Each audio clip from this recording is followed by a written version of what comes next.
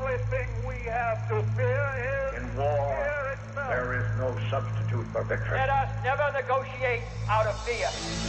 We stand undivided, forever united, fighting hand in hand for the liberty we've earned, for glory and honor, for our sons and daughters, ever mindful of the lessons we've learned. Let the torch of freedom burn.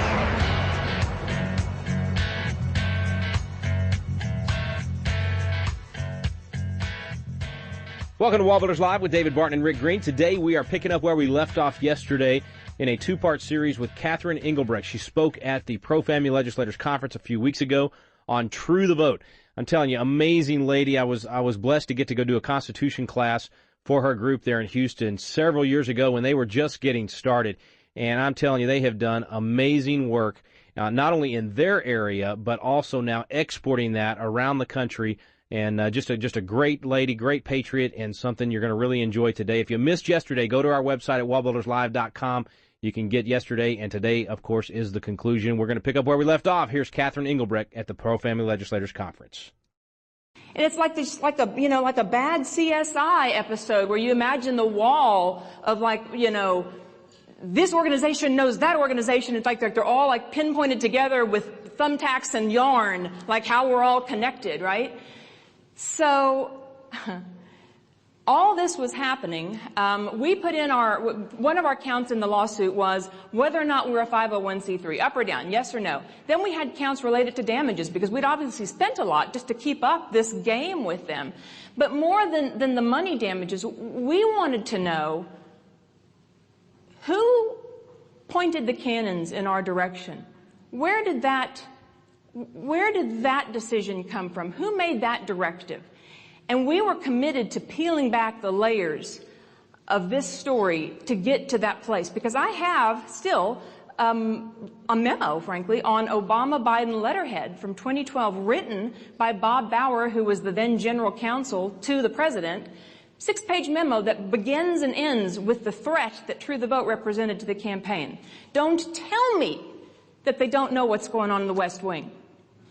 On the last day for the last extension that the IRS could possibly file, they came to us and they said, you know what, we've reconsidered and we do think that you're a nonprofit organization and you should get your 501c3. Do you want that status? And if you take the status, we'd like for you to consider dropping the rest of the suit.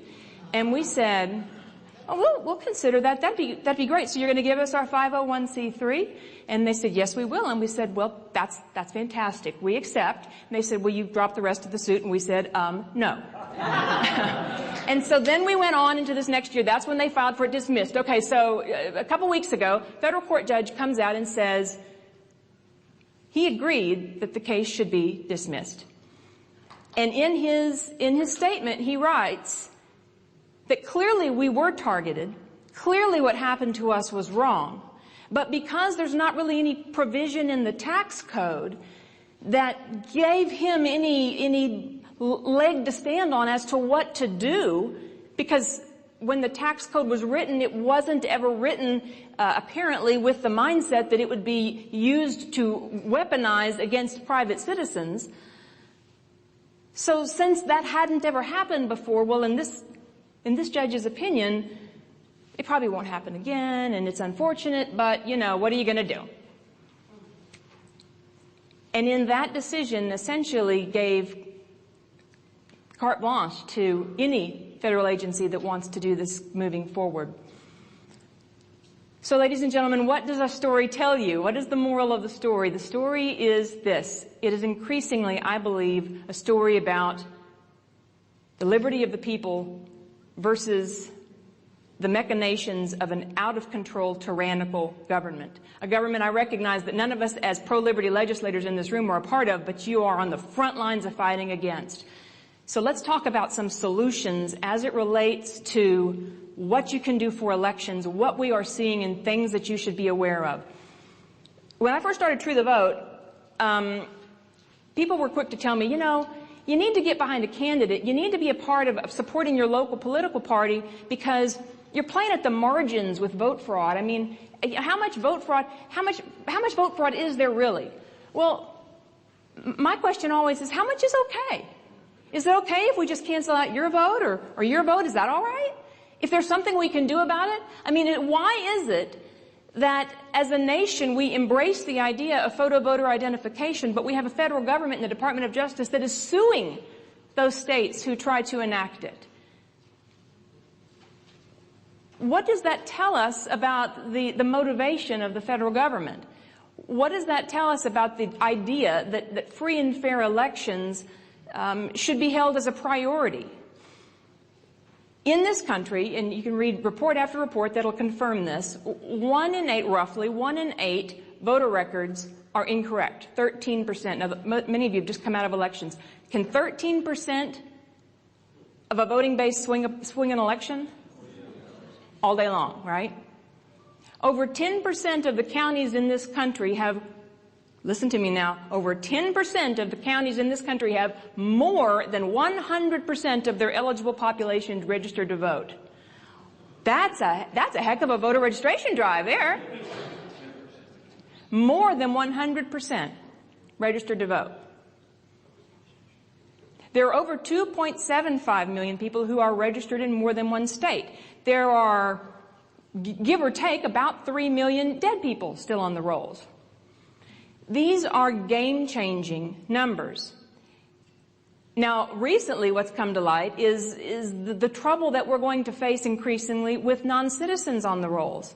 And it's a whole different discussion as to why it is that we find ourselves in the position that we do with non-citizens being registered to vote to begin with, but the fact is they are.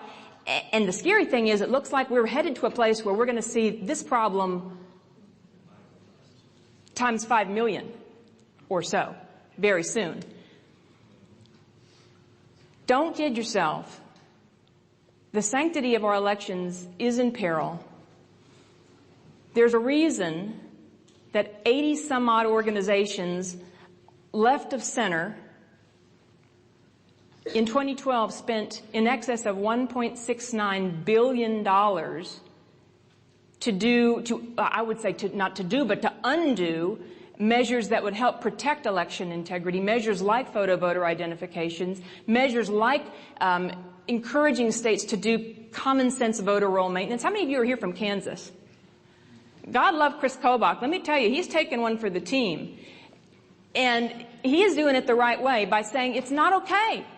It's not okay to have non-citizens registering to vote and casting votes. It's not okay to not take care of your voter files, even if the federal government comes after you and sues you. So we do have a problem, and it is a problem that's going to get worse, and it's a problem that's going to get worse intentionally.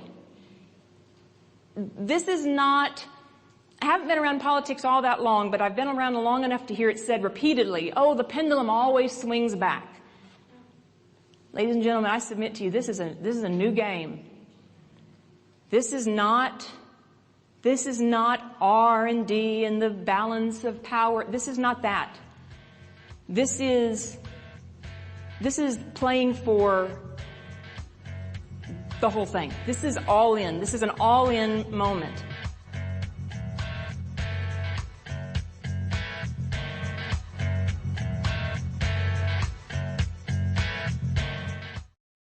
This is David Barton with another moment from America's history. Around 1790, the infamous Thomas Paine wrote his Age of Reason, attacking religion and Christianity. Interestingly, one of the strongest defenders against Paine's attack was Benjamin Franklin. In fact, he stiffly rebuked Paine and told him, "He that spits in the wind spits in his own face." Do you imagine any good would be done by this attack against religion? Think how great a portion of mankind consists of youth who have need of the motives of religion to restrain them from vice, to support their virtue. I would advise you not to attempt unchaining the tiger, but to burn this piece before it is seen by any other person. If men are so wicked with religion, what would they be if without it? Benjamin Franklin believed that the practice of religion was one of the greatest assets of American society. For more information on God's hand in American history, contact WallBuilders at 1-800-8-REBUILD. Let the torch of freedom burn.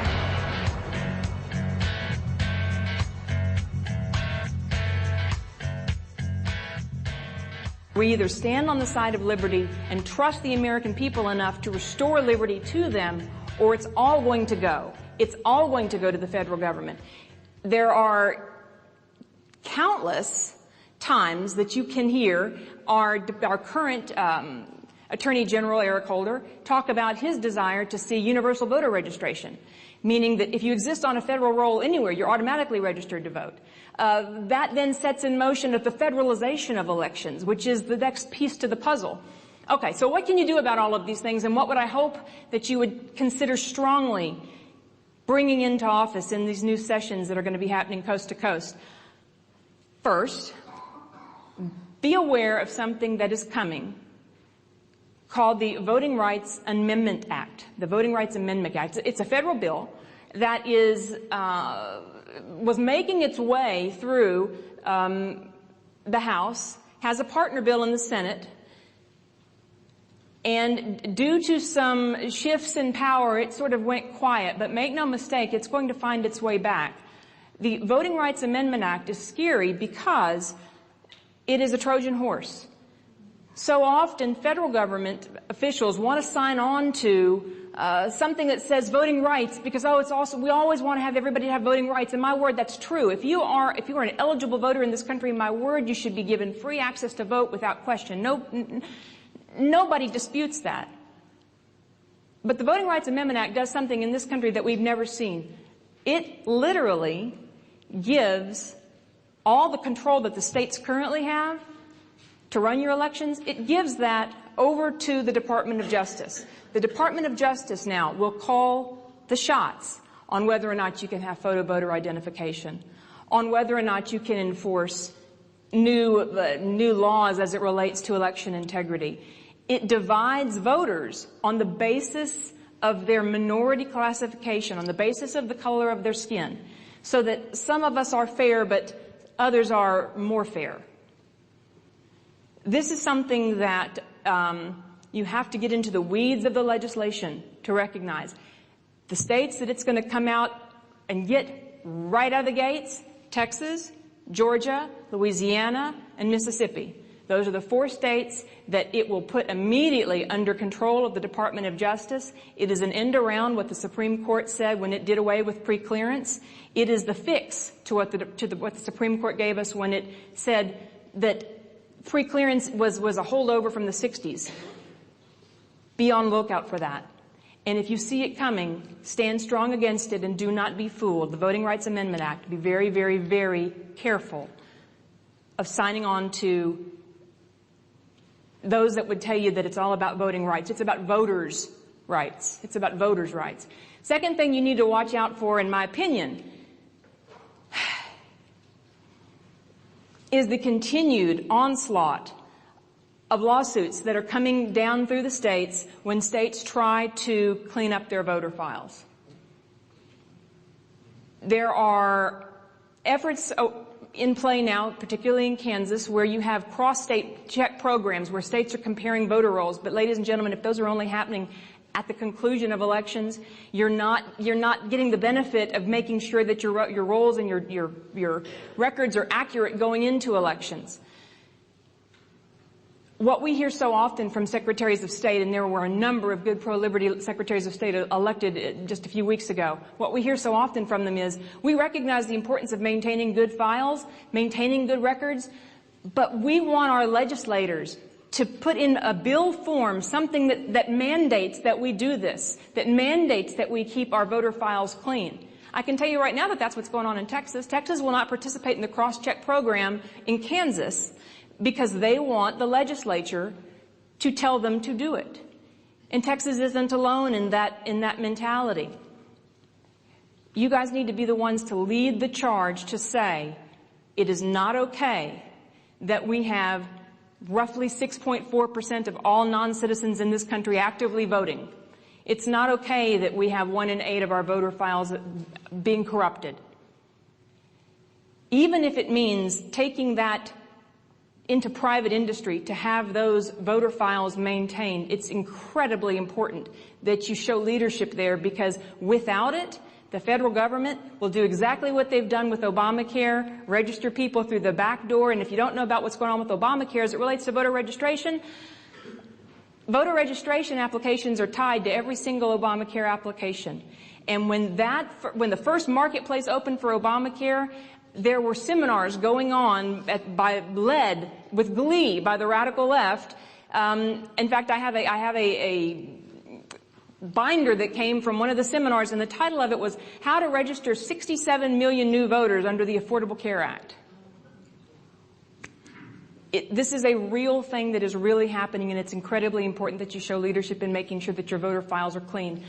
Making sure that when you get to elections, every place that you are going to show up on the ballot, making sure that you have volunteers working inside of those polls, leaving no polling place unmanned. Is it important just from a process perspective and from an integrity perspective that you have people working inside of those polls for those states that still actually have polling places as we continue to see our sister states go more and more to all mail-in? Yes, you need people inside of those polls. But what happens when they work inside of those polls is more than just a day's experience handing out the I voted stickers. It's an experience in the fundamentals of government and people saying, wow, I rolled my sleeves up and made a difference. Making sure that you are engaging people in that respect. And then lastly, I would say, don't ever tire of encouraging people to register to vote. Particularly, hear me now because this is a little known secret, particularly in naturalization ceremonies, where you have newly birthed U.S. citizens who have fought their way through the process to get here. And I assure you, there are rarely any pro-liberty voices there to greet them. And so they are immediately indoctrinated into this mindset that now you've come to America's shores and the government will take it from here. You know, my son, he swims for his high school swim team, and his coach says something that I think is appropriate to share with you all. She talks about when they go to travel to swim meets, she says, you know, be mindful of how you represent yourself, because oftentimes you're going to be the only Bible that these other kids will ever see. That's powerful. I promise you, you go to these naturalization ceremonies, oftentimes you'll be the only voice of liberty that those people will ever hear. We got to show up because we're seeding ground that we need not seed.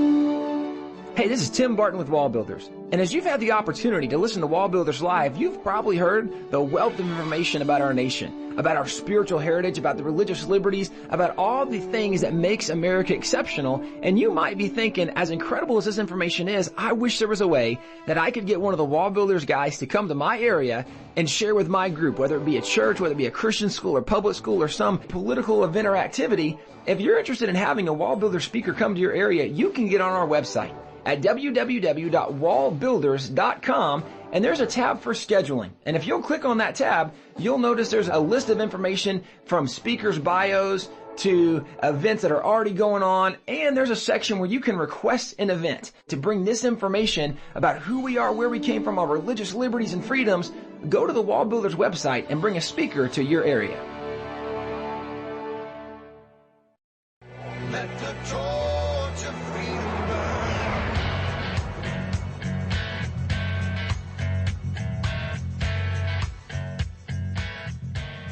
Ladies and gentlemen, we find ourselves brought together at a very historic time, I think a very miraculous time. I think a time that God is doing amazing things across this country, and you have been called to very special service. If you need anything from True the Vote, know that we will be there standing beside you, standing behind you, standing in front of you, wherever you need us to stand. We want to be there with you. And when I say we have volunteers in all 50 states ready to stand in defense of election integrity. Let us work with you. You can reach us at our website, truethevote.org. Anybody here from WallBuilders can find us. We are in this together, and time is of the essence. This is, I believe, one of the most fundamental pieces of the preservation of our republic, making sure that our elections are free. Because if our elections are not truly fair, we're not truly free. I have a few minutes left, and I'd be glad to take any questions, but I don't want to end it without saying thank you. This is a great privilege, and I appreciate the opportunity.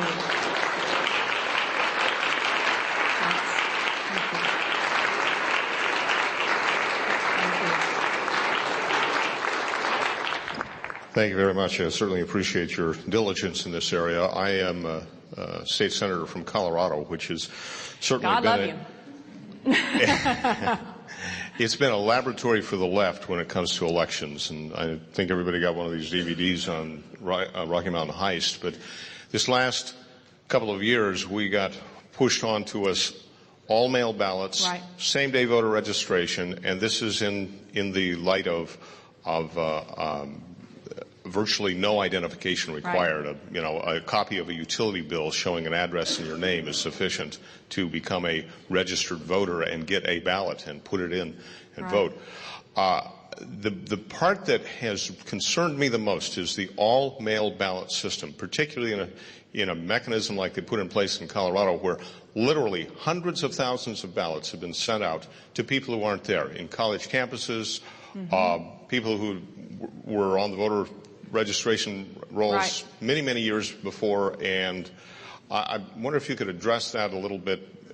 Sure. I've somewhat taken point on this issue in Colorado, and to me that's the real lucrative place where they can mine the most number of votes, is when they send them out en masse over the mail. Right. It's one thing if you ask for it. It's another thing if they just send it out because they've got a name and an address. That's right, and that's an important distinction. So first, let me talk a little bit about sort of the predecessors to Colorado. We have in Oregon and in Washington already all mail-in states.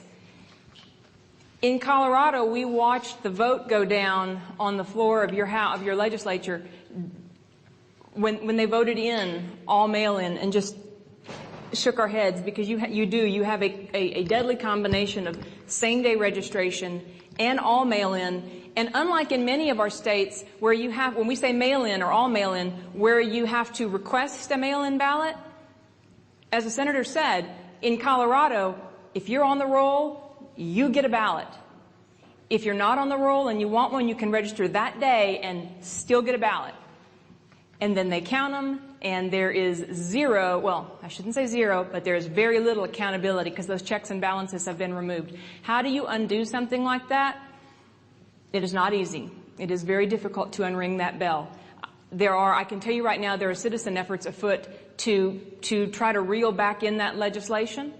It will be hard fought, and they are looking at ways to do it now. But citizen engagement, making sure that any place a citizen can serve, they are engaged, it's not going to be made a priority until there's an outcry from the people. And I wish that there was an easier solution to say, here's how you fix it. There's not. Because once you go mail-in, the next thing you do is you go internet, and then you're voting online, and it's tough. I mean, it breaks my heart to see what happened in Colorado. Is there a way back to reel it back? Yes, but it is going to take a massive outcry from the people, and we're glad to stay involved and help lead out in it. And it's just going to be tough. And it's a lesson to the rest of the states. Don't let yourselves be fooled by, oh, it's less expensive, and oh, it's more convenient. You know what? Sometimes something having is worth working for, frankly. Yes, ma'am. Well, first, I want to thank you for coming to Colorado. I was president of the Colorado Federation of Republican Women, and you jumped on a plane and you got those women fired up. So I encourage other states to have you come and speak. We are trying to do the citizen graduation and voter polls and all that you said. But I did carry a piece of legislation that, because we had, I think, 4 or 5 counties where there were more votes than eligible voters. But when we went to committee, they chastised us by even questioning that any of them were an illegal vote. So I don't know, other than a majority on our side, to change that.